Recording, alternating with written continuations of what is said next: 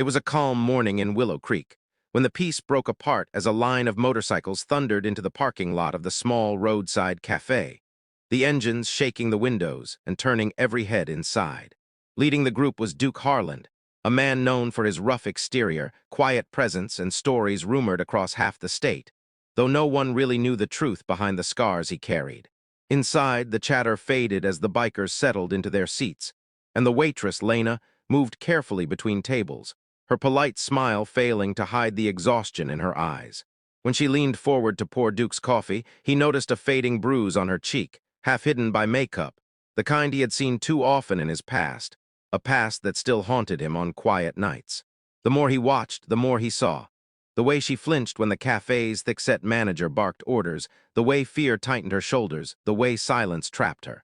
Hours passed, and when the lunch crowd finally thinned, Duke stayed behind, pretending to sip the last of his coffee as he watched the manager shove Lena so hard she spilled a tray, her whispered apology swallowed by the man's sharp, angry reply. That night, unable to shake the image of her bruises, Duke sat alone in his garage surrounded by humming neon lights and gleaming bikes.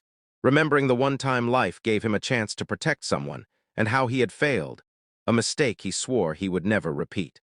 The next morning, Lena arrived early only to find the motorcycles already lined up outside, chrome gleaming in the rising sun, and Duke waiting for her inside. When he gently asked if she was okay, she nodded too quickly, her smile trembling. But when he told her softly that she didn't need to hide, her control broke and tears spilled down her face. The manager stormed out, ready to yell, but Duke rose calmly, and the entire room fell silent as the bikers straightened behind him like a wall. With a quiet, steady voice, Duke told the man that hurting someone weaker didn't make him powerful, just pitiful.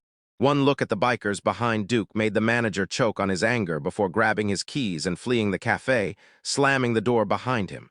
Lena whispered a broken, "Thank you," but Duke told her she didn't owe anyone gratitude, only the chance to feel safe again. Word spread through town by evening, changing the way people saw the bikers, not as outlaws but protectors. Lena left the cafe soon after and found work somewhere kinder, her smile slowly becoming real again, and Duke began showing up not as a savior but as a friend. The moment changed him too. His club started food drives, charity rides, and community work, softening the town's view of them one act of compassion at a time. Months later, as the sun dipped behind the hills, Lena watched a line of motorcycles pass by the cafe under new management, Duke lifting 2 fingers in a quiet salute.